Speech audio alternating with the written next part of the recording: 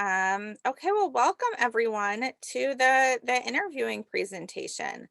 As Yvette said, we are very excited to have all of you here today and to be collaborating with you.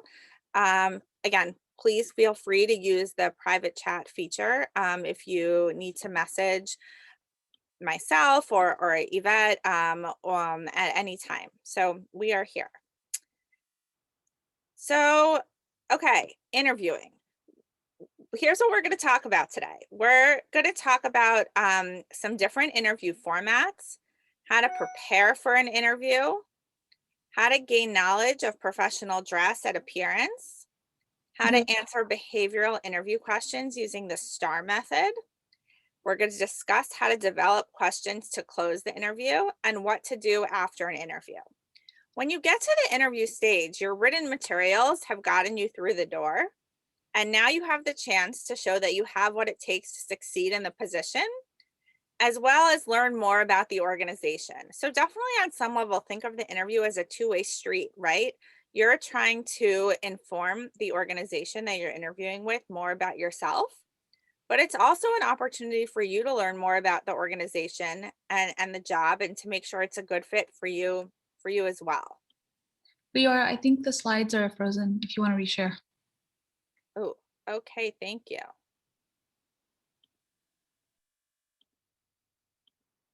Let's try again. I apologize for that.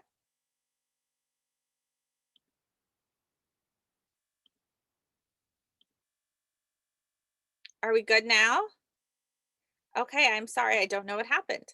Um, okay, these days there are a variety of tools that organizations employ to conduct interviews. Historically, the typical process was often beginning with a phone interview, followed by an in-person interview, maybe with one or a variety of people or some sort of super day or what have you. And well, while some organizations still use these methods in normal times, others are turning to different technologies for virtual interviewing. Obviously, particularly in times of COVID, there are very few in-person interviews happening right now.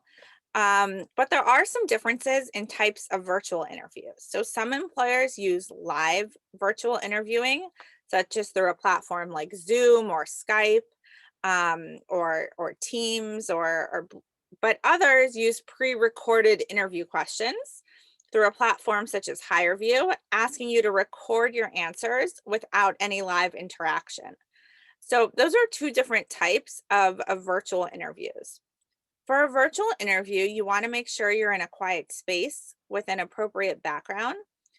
Employers don't expect you to have access to a fancy private office, but if you're interviewing from your bedroom, there shouldn't be a pile of dirty laundry sitting behind you or your garbage from your dinner last night. So you just want to make sure you present yourself in a respectful way, being mindful of the fact that this is still an opportunity to present yourself to an employer, even though it's not in person. So whether in person or on Zoom, you want to make sure that you are dressed appropriately for the occasion. Yes, if you are on Zoom, you don't have to necessarily fully dress up. You could be business on the top, party on the bottom, but be careful because I have heard of examples of people who stand up for one reason or another during an interview. So you might want to err on the side of caution. Many employers will specify a dress code for a recruiting event, but if you're not sure, err on the side of formality. Dress code can vary significantly by industry. So industries like finance or consulting often expect you to wear a suit to an interview, while tech companies might tell you to come as you are. So even if you're encouraged to dress informally, make sure that you are dressed appropriately. So, even if you're encouraged to come dressed as you are, that still doesn't necessarily mean your pajamas or if you are wearing a t-shirt with a slogan, make sure it's an appropriate slogan, something that you would feel comfortable with an employer seeing. These are just all part of your impression to the employer. So just some things to keep in mind. So Before your interview, in addition to making sure you have a good setting and are dressed appropriately, you're going to want to do some research about the organization and the industry. Your research can help you demonstrate your knowledge and interest in the organization. It helps you customize your answers to the various interview questions. And it also increases your ability to ask insightful and strategic questions towards the end of the interview.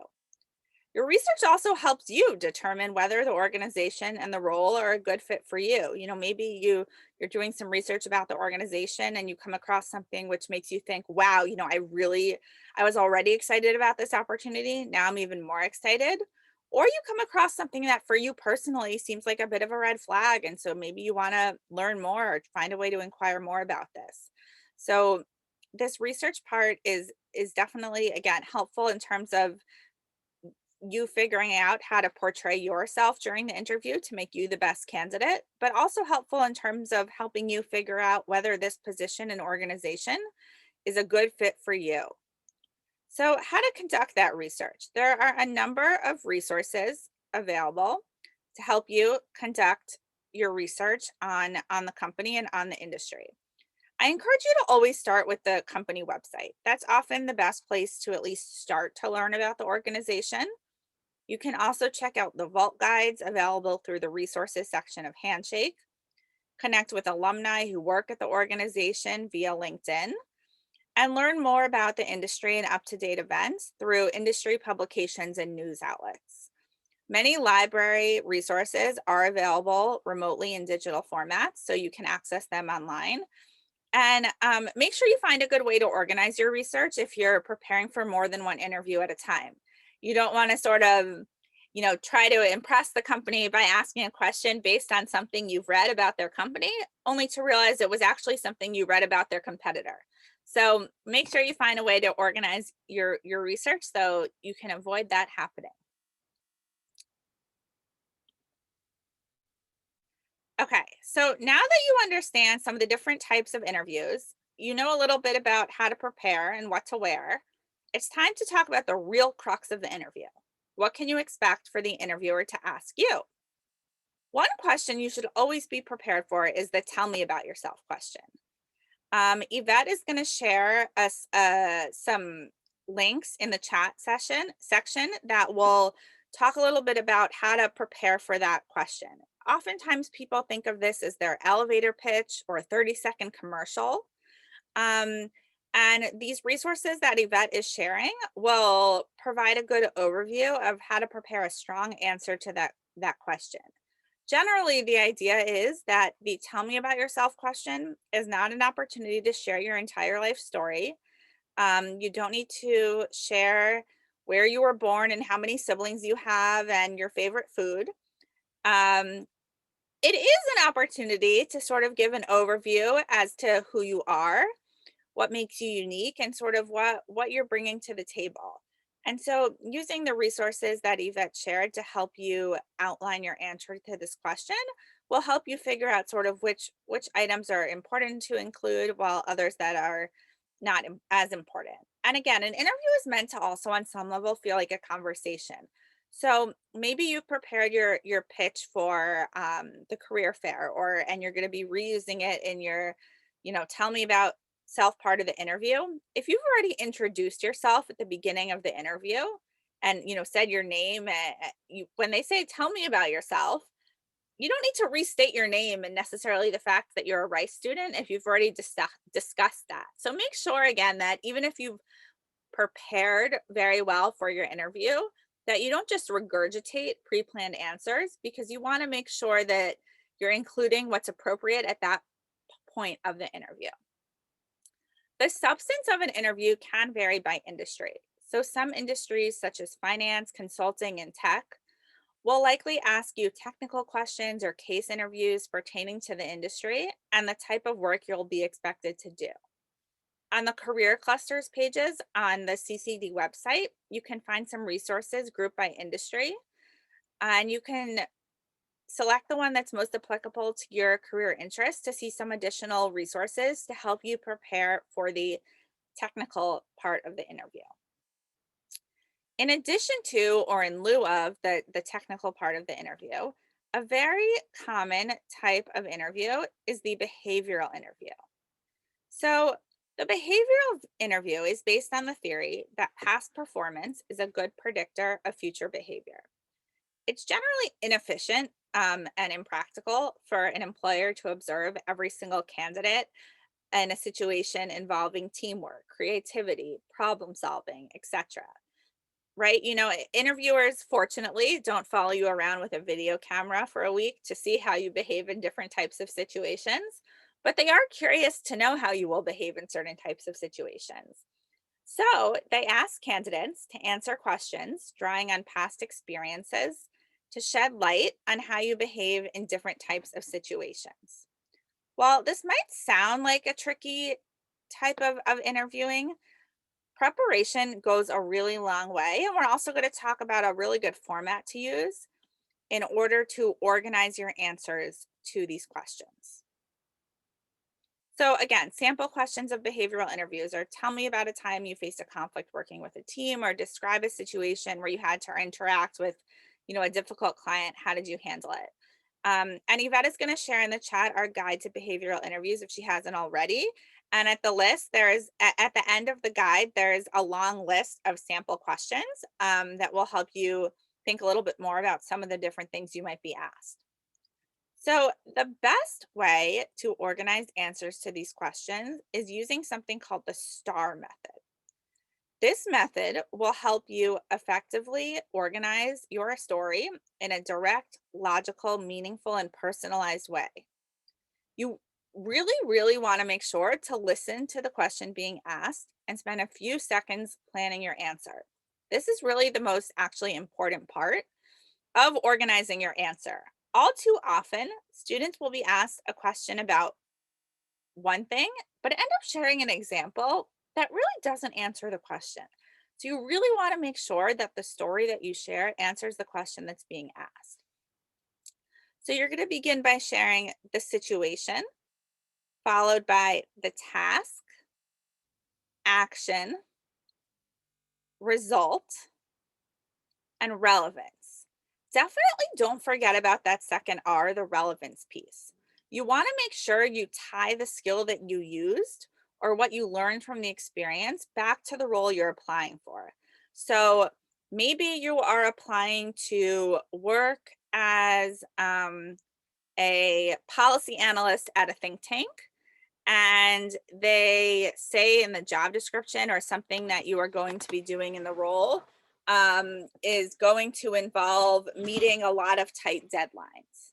And they ask you a question, tell me about a time you had to meet a tight deadline. And so you've told your story about an internship you were involved with where you were assigned a project without much notice and, etc. And then at the end, you share the result, how you successfully concluded and managed to complete that project in the tight deadline.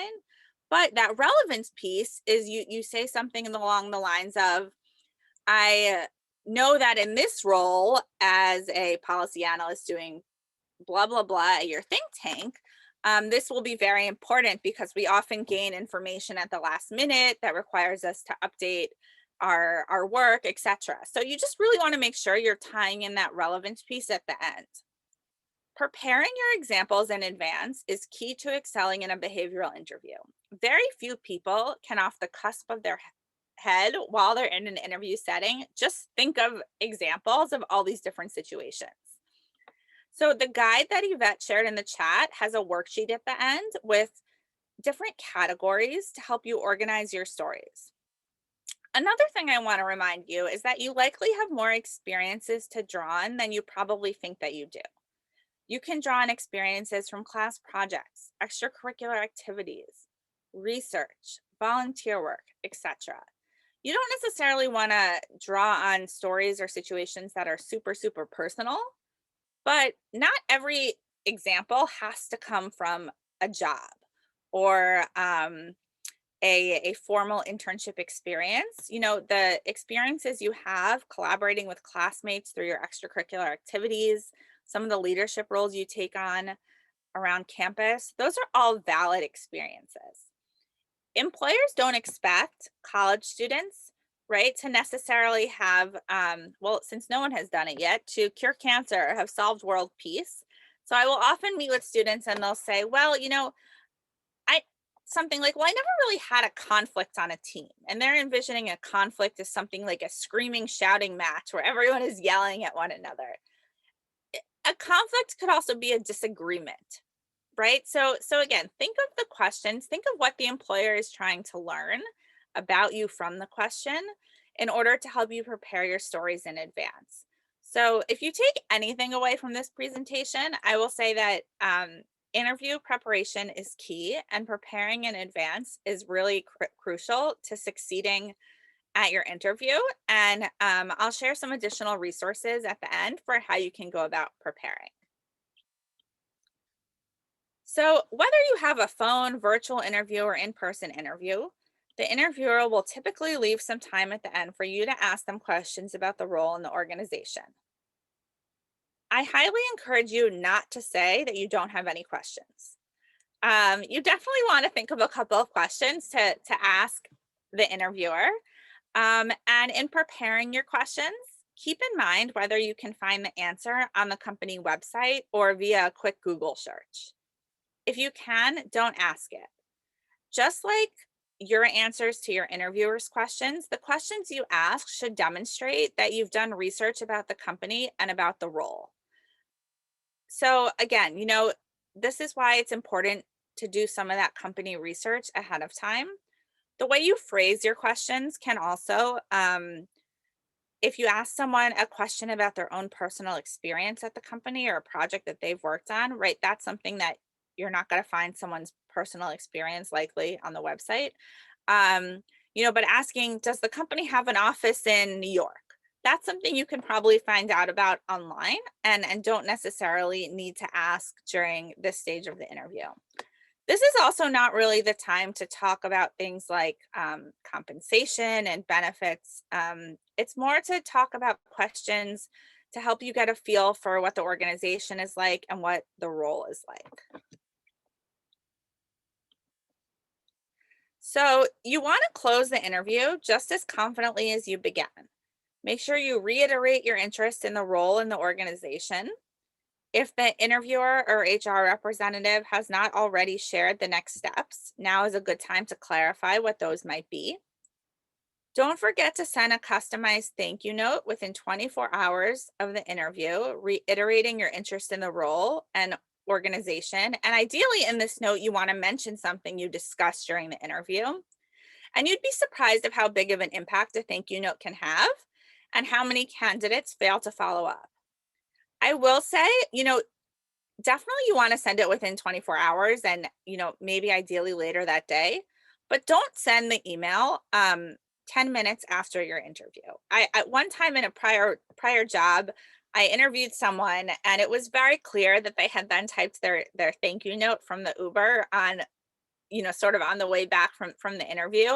And again, it's easy to sort of make mistakes or to seem like you aren't really reflecting on the interview itself. So you don't want to allow too much time in that they've already moved on to the next steps, but it's okay to wait more than 5 or 10 minutes after the interview to send your thank you note. Go eat lunch, go take a break, maybe, and then come back and write your thank you note. And also keep a record of important dates and details for follow-up. They might say that you will hear from them in X number of weeks.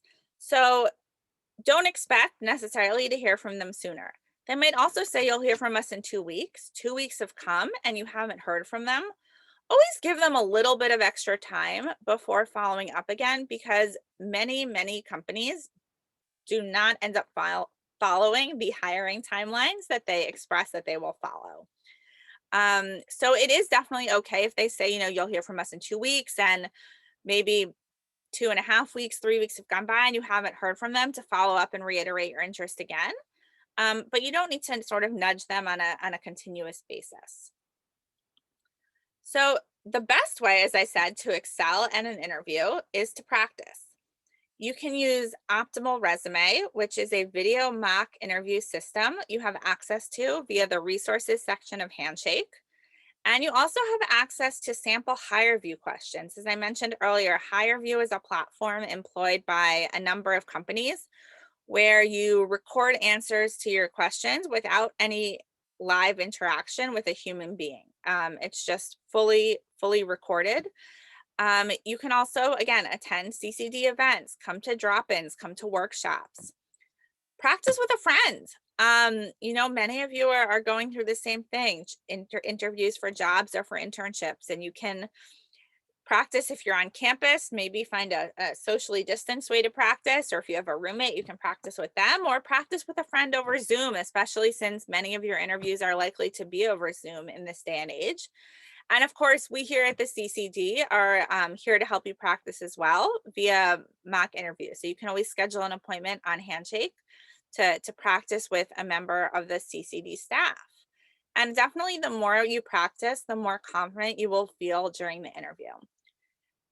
It is definitely good and essential to prepare answers in advance and prepare the stories you will use for a behavioral interview, but there's still a big difference between jotting down some bullet points about each of these scenarios and actually verbalizing them out loud. So some students sometimes will say, well, I practiced. And by practice, they meant that they wrote down answers to the interview. But during the interview, you're going to be speaking out loud. So you want to make sure that someone else other than you can understand your story, and someone else other than you is able to understand your enthusiasm for the organization. And so hearing feedback from someone else can often be helpful in your practice for an interview. So this concludes the presentation. Feel free to fill out this survey to give us some feedback on how this was for you. And I will now open it to any and all questions.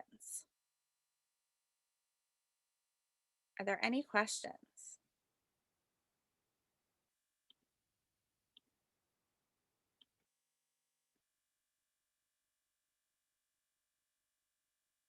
You all feel ready to rock those interviews?